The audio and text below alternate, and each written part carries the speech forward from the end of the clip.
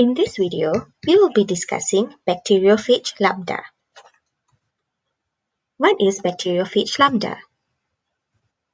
It is a virus that infects bacteria by transferring DNA into the bacterial cell or host cell. It is a temperate virus and will reside within the genome of its host through lysogeny. General features of bacteriophage. It has a double-stranded DNA genome. Its head structure and tail proteins are involved in the lytic and lysogenic pathway for multiplication and division. It is used as a cloning vector.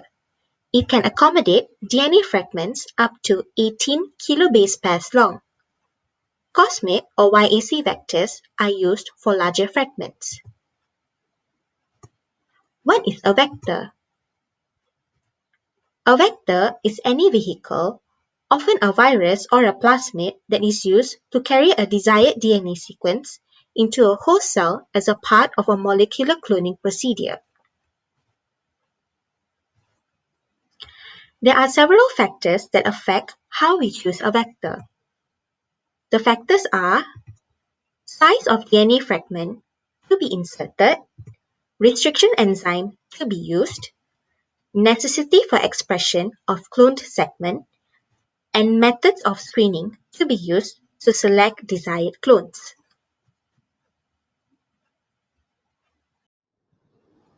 Next, we'll be talking about the history.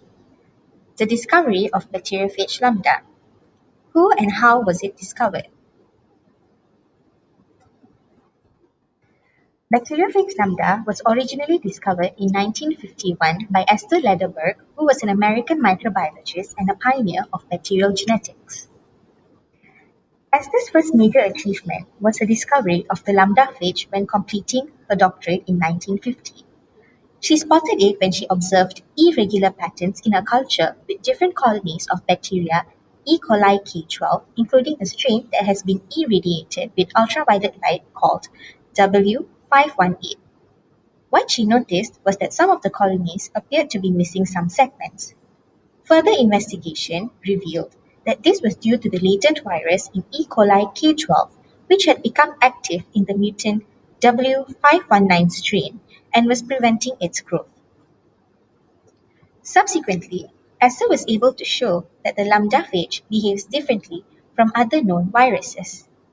Unlike other viruses that multiply rapidly inside a host cell and kill it, the lambda phage integrates its DNA into the infected bacteria. This allows the virus to pass on its genetic instructions to produce progeny viruses to new generations of bacteria without destroying the organism.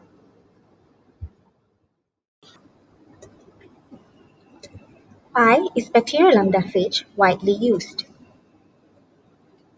Lambda phage is a key tool in molecular biology. This is because it can be easily grown in E. coli and it is not pathogenic except in the case of bacteria.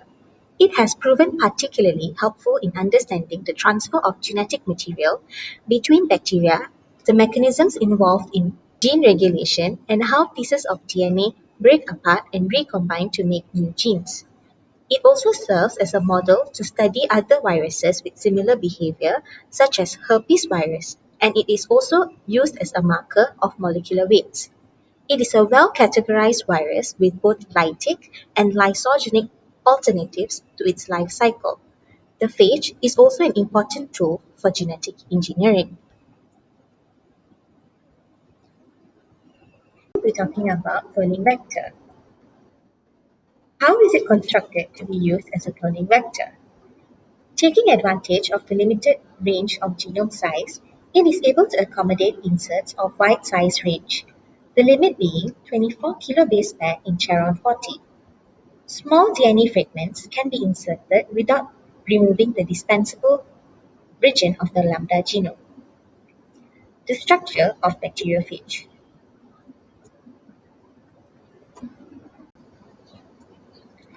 The head or cuspid contains phage's double-stranded circular DNA genome, while the tail region is where phage lambda first carries out interaction with the host cell through its fiber binding to the receptors on the host cell.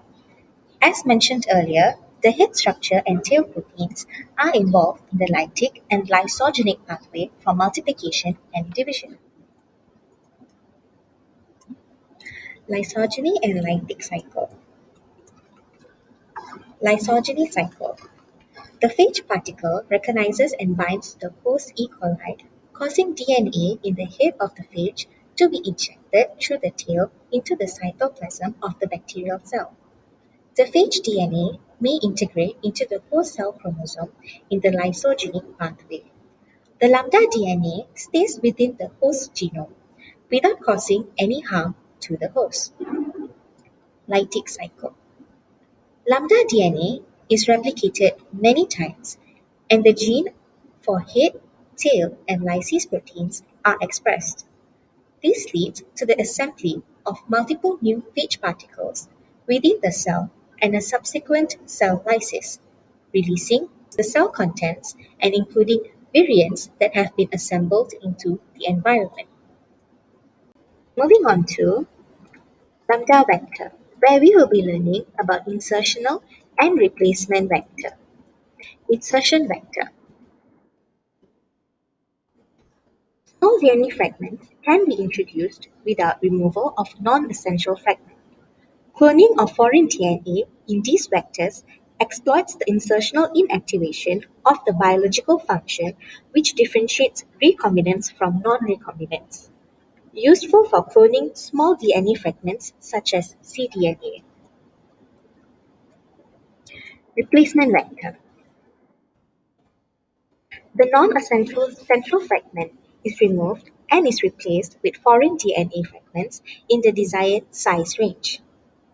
Cloning of this vector involves preparation of the left and right arms by physical elimination of the non-essential region, ligation of the foreign DNA fragment between the arms, and the in vitro packaging and infection. What is the effect if the genes are removed in the replacement vector? The removal of the stuffer fragment leaves a viral genome that cannot be efficiently packaged, and so non-recombinant phage are inviable. Removal of the stuffer and its replacement by foreign DNA fragments render the recombinant phage insensitive due to the P2 interference. Therefore, we can selectively propage recombinant phage and eliminate non-recombinants by growing on a host carrying a P2 lysogen. All of the progeny phage carry foreign DNA inserts because non-recombinants cannot grow due to the P2 interference. Lastly, amplification. Amplification of a gene using Bacteriophage Lambda. The first step is isolation. There are two methods to obtain the gene of interest. The first method is restriction enzyme endonuclease. The enzyme restriction endonuclease is a key enzyme in molecular gene isolation. It has a specific restriction site for its action and cleaves at a specific site. The restriction enzyme generates a DNA fragment either with a blunt or a sticky end. The second method is by using reverse transcriptase enzyme. Reverse transcriptase enzyme synthesizes complementary DNA strand of the desired gene using its mRNA.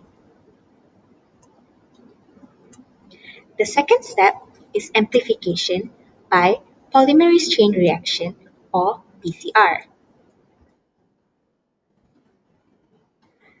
The sample is first heated so the DNA denatures or separates into two pieces of single-stranded DNA. Next, an enzyme called Taq polymerase synthesizes two new strands of DNA using the original strands as templates. This process results in the duplication of the original DNA, which each of the new molecules contains one old and one new strand of DNA. Then, each of these strands can be used to create two new copies, and so on and so on. The cycle of denaturing and synthesizing two new DNA is repeated as many 30 or 40 times leading to more than 1 billion exact copies of the original DNA segment.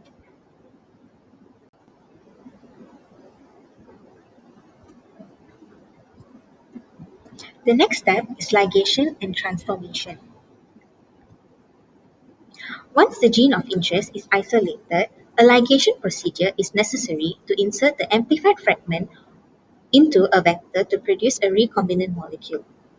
Restriction fragments can be spliced together provided their sticky ends are complementary. Blunt end ligation is also possible. The vector is digested with restriction enzymes, opening up the vector to allow the insertion of the target gene. If the isolated gene of interest and the vector are digested with the same restriction enzyme, their sticky end will be complementary, ligated, and transformed. The transformed recombinant DNA is placed into a host cell, usually bacterial, in a process called transfection or transformation. Finally, the transfected cells are cultured and screened. The last step is screening, blue-white screening.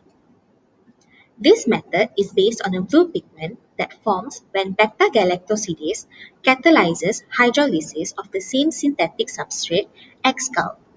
Hydrolysis of X-cal produces galactose and 5-bromo-4-chloro-3-hydroxy-indole. The later product then undergoes spontaneous dimerization and oxidation to form a blue-colored indigo pigment, phage cells that express beta-galactosidase activity, thus forming blue colonies when spread on agar plates that contains X-cal, while cells that do not contain produce active enzymes form white colonies. The steps in disruption in LEC-Z gene. The host phage strains used in competent cells containing LEC-Z deletion mutation. When the plasmid vector is taken up by such cells, due to an alpha complementation process, a functional beta-galactosidase enzyme is produced. The plasmid vectors used in the cloning are manipulated in such a way that this alpha complementation process serves as a marker for recombination.